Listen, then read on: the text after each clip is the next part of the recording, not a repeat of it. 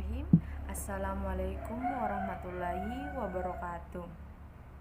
Kami dari kelompok 10 yang terdiri dari saya sendiri, Ririn, dan teman saya Suci Ramadhani dan Reski Nupiani Adha akan mempresentasikan mengenai bea materai. Langsung saja kita membahas materi pertama, yakni mengenai dasar hukum bea materai. Dasar hukum bea materai yang pertama, Undang-Undang Nomor 13 Tahun 1985 tentang bea materai. Peraturan Pemerintah Nomor 24 Tahun 2000 tentang perubahan tarif bea materai dan besarnya batas pengenaan harga yang dikenakan bea materai. Peraturan Menteri Keuangan Nomor 90 garis miring PMK 03 garis miring 2005 tentang perubahan atas Peraturan Menteri Keuangan Nomor 15 garis miring PMK 03 garis miring 2005 tentang bentuk, ukuran, warna, dan desain materai tempel tahun 2005. Keputusan Menteri Keuangan Nomor 133B garis miring KMK 04 garis miring 2000 tentang pelunasan bea materai dengan menggunakan cara lain. Keputusan Dirjen Pajak Nomor KEP 122B garis miring PJ garis miring 2000 tentang tata cara pelunasan bea materai dengan membubuhkan tanda bea materai lunas dengan mesin teraan. Keputusan Dirjen Pajak Nomor KEP 122C garis miring PJ garis miring 2000 tentang tata cara pelunasan bea materai dengan membubuhkan tanda bea materai dengan teknologi percetakan. Keputusan Dirjen Pajak Nomor KEP 122D garis miring PJ garis miring 2000 tentang tata cara pelunasan bea materai dengan membubuhkan tanda bea materai dengan sistem komputerisasi. Keputusan Menteri Keuangan Nomor 176 garis miring KMK 03 garis miring 2002 tentang pelunasan bea materai dengan cara pemeteraian. Kemudian Keputusan Dirjen Pajak Nomor KIP 02 garis miring PJ garis miring 2003 tentang tata cara pemeteraian. Kemudian Surat Edaran Nomor 29 garis miring PJ garis miring PJ 5 garis miring 2000 tentang perbankan yang dikenakan bea materai. Selanjutnya, apa yang dimaksud dengan bea materai? Bea materai adalah pajak tidak langsung yang dipungut secara insidentil atau sekali pungut atas dokumen yang disebut oleh Undang-Undang Bea Materai yang digunakan masyarakat dalam lalu lintas hukum sehingga dokumen tersebut dapat digunakan sebagai alat bukti di muka pengadilan.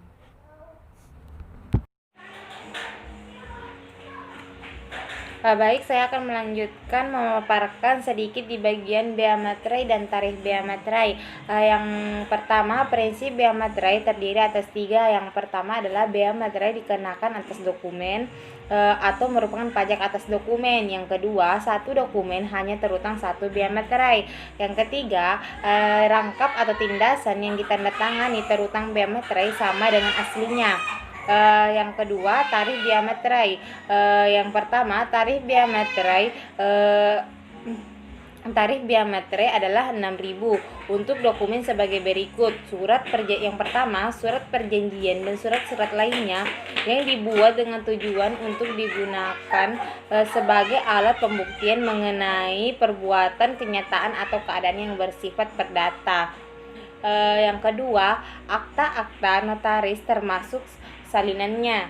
Yang ketiga, surat berharga seperti wasel, promes, dan akpes selama nominalnya lebih dari 1 juta. Dokumen yang akan digunakan sebagai alat pembuktian di muka pengadilan yaitu yang pertama surat-surat biasa dan surat kerumah tanggaan. Yang kedua, surat-surat yang semula tidak dikenakan bea materai berdasarkan tujuannya jika digunakan untuk tujuan lain atau digunakan oleh orang lain selain dari tujuan semula. Yang kedua, untuk dokumen yang menyatakan nominal uang dengan batas sebagai berikut. Yang pertama, nominal sampai 250.000 tidak dikenakan bea materai.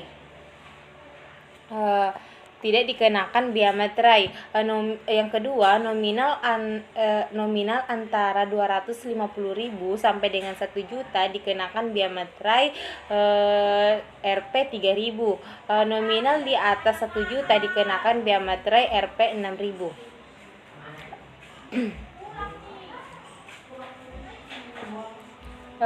Yang ketiga, cek dan biliet giro dikenakan bea materai dengan tarif sebesar 3.000 tanpa batas pengenaan besarnya harga nominal.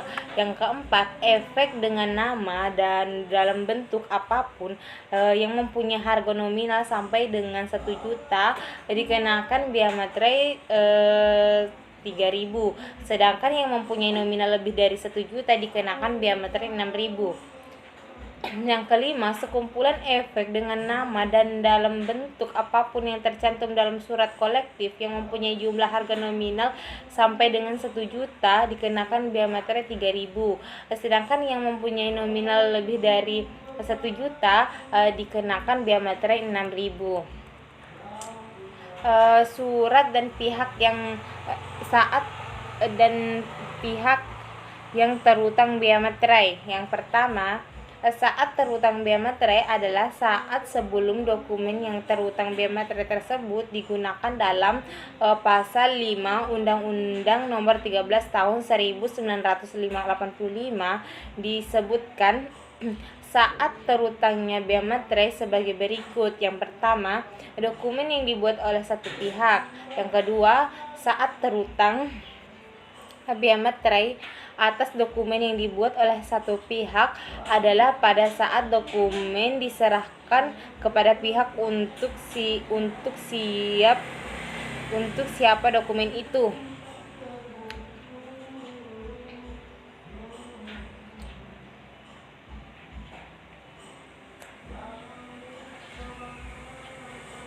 Dokumen itu dibuat misalnya cek. Yang ketiga, dokumen yang dibuat oleh dari satu pihak. Yang keempat, saat terutang bea materai adalah pada saat dokumen tersebut telah selesai dibuat yang ditutup dengan tanda tangan dari pihak-pihak yang bersangkutan. Yang kelima, dokumen yang dibuat di luar negeri. Yang keenam, saat terutangnya bea materai adalah pada saat dokumen tersebut digunakan di Indonesia. Yang kedua, pihak yang terutang bea materai. Bea materai terutang oleh pihak yang menerima atau pihak yang mendapat manfaat dari dokumen kecuali pihak-pihak yang bersangkutan menentukan lain. Saya Suci Ramadhani dari kelompok 10 akan menjelaskan mengenai cara pelunasan materai. Yang pertama, cara pelunasan menggunakan materai tempel dan kertas materai. Menggunakan kertas materai dan materai tempel harus diperhatikan hal-hal berikut. Dalam pasal 3 pasal 7 ayat 3, 4, 5 dan 6 Undang-Undang Nomor 13 Tahun 1985, materai tempel harus direkatkan seluruhnya dengan utuh dan tidak rusak di atas dokumen yang dikenakan bea materai. Yang kedua, bea materai direkatkan di tempat yang akan dibubuhkan tanda tangan. Yang ketiga, Pembubuhan tanda tangan harus disertai dengan tanggal, bulan, dan tahun, dilakukan dengan tinta atau sejenis dengan itu, sehingga sebagian tanda tangan ada di atas kertas dan sebagian lagi di atas materai tempel. Yang keempat, jika digunakan lebih dari satu materai tempel, tanda tangan harus dibubuhkan sebagian di atas materai tempel dan sebagian di atas kertas. Selanjutnya saya akan membahas tentang ketentuan khusus dalam pelunasan bea materai. Pejabat hukum, hakim, panitera, juru sita, notaris, dan pejabat umum lainnya yang masing-masing tengah berada dalam tugas dan jabatannya tidak dibenarkan. Yang pertama, menerawang, mempertimbangkan atau menyimpan dokumen yang bea materainya tidak atau kurang bayar. Yang kedua, melekatkan dokumen yang bea materainya tidak atau kurang bayar. Yang ketiga, membuat salinan tembusan atau rangkapan dari dokumen yang bea materainya tidak atau kurang bayar.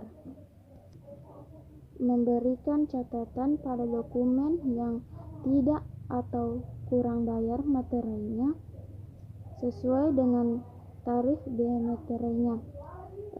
Itulah hasil presentasi dari kelompok 10. Mungkin itu saja yang dapat kami sampaikan. Kurang dan lebihnya mohon dimaafkan. Wassalamualaikum warahmatullahi wabarakatuh.